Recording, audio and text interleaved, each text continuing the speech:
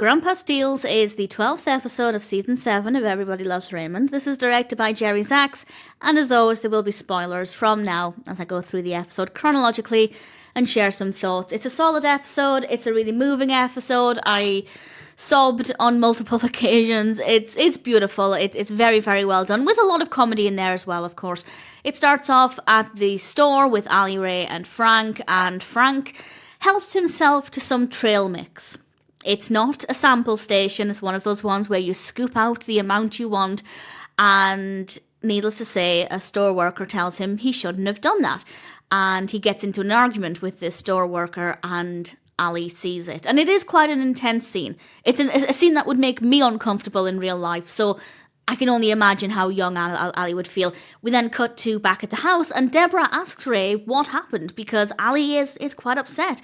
And Ray and Robert are not taking it seriously. They don't really think it's a big deal. It's just Frank and his ways. And Debra makes Ray talk to Frank about it.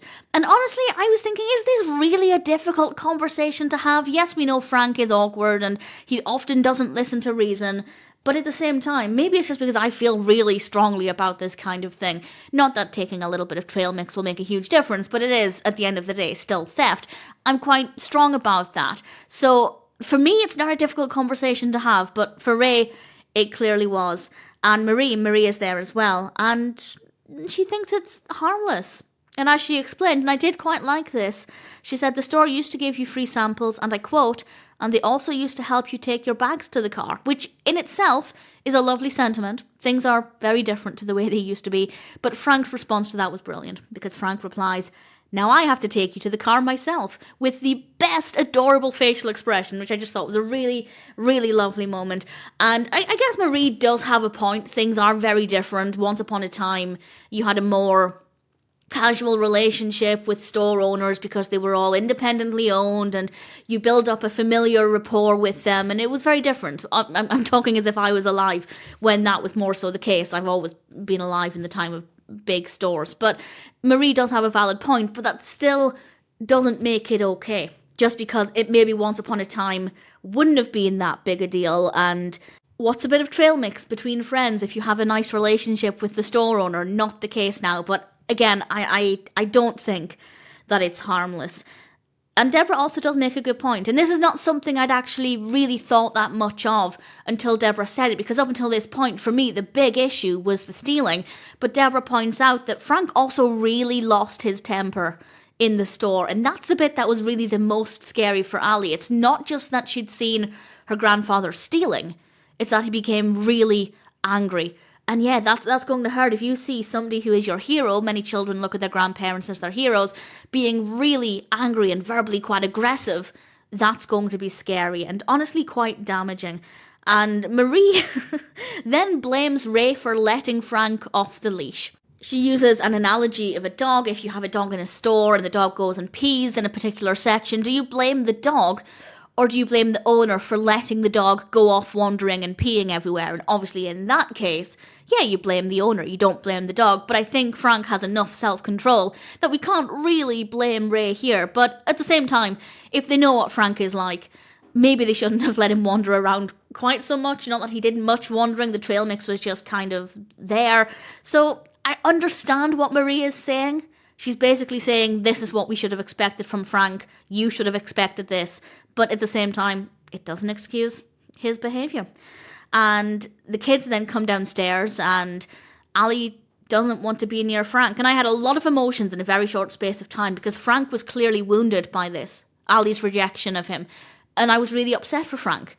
But then he got up and left, and his attitude there, I was really annoyed by. So I felt a lot of different emotions in a matter of seconds. Sometime later, it is later the same day, Frank comes over to the house, and he's clearly been thinking about this, and he says to Ray that he wants to have a talk with Ali. And what I found really interesting is that Ray was quite happy to just let Frank go and talk with Ali, with no idea of what he was going to say. Now, I'm not saying in general Frank should be supervised when he's talking to Ali, but it's very clear that Debra, at least, wants Frank to tell Ali a specific message, that what he did was wrong. But here we have Frank going to talk with Ali, and we don't know if that's actually what he's going to say. And Ray was quite happy to just let him go off and say whatever. But actually, as it turns out, Frank didn't know what he was going to say. And it's very clear that while he wants to make amends, and he clearly loves Ali and wants to make sure that she's okay and that their relationship is okay, this is kind of new territory for Frank.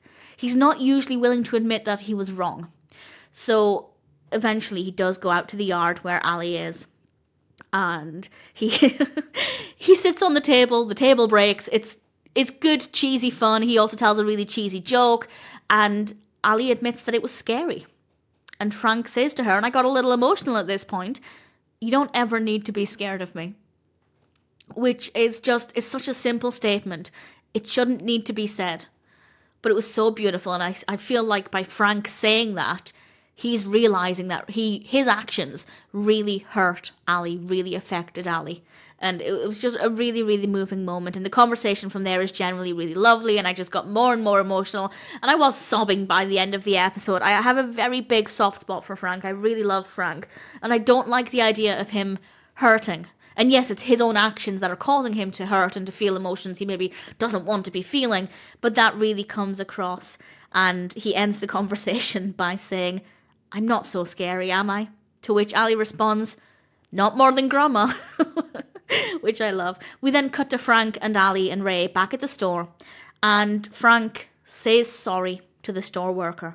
And the store worker unleashes. Now, I had conflicting feelings here.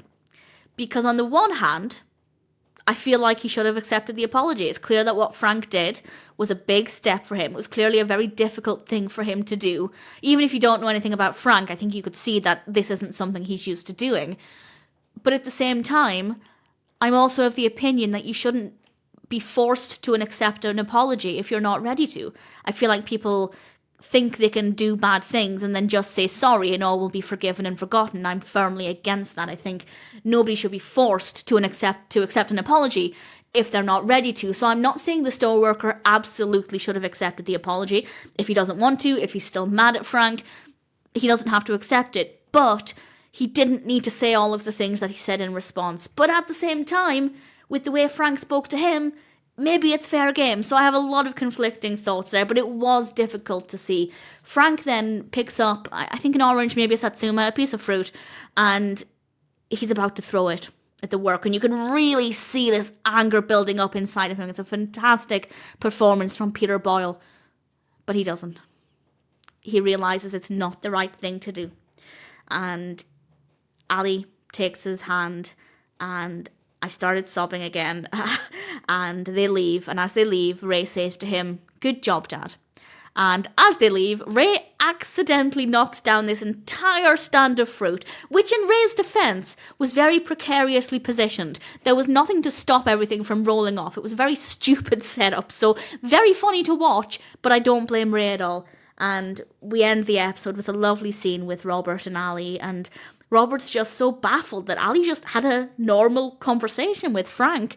And then Marie comes out and, well, she's very scary and reinforces the fact that, yeah, actually she is much scarier than Frank. And it was a nice way to end things. It's a great episode. It's funny, but it's moving. I think it's really important as well for anybody watching it who has children, who has grandchildren, who spends a lot of time around children.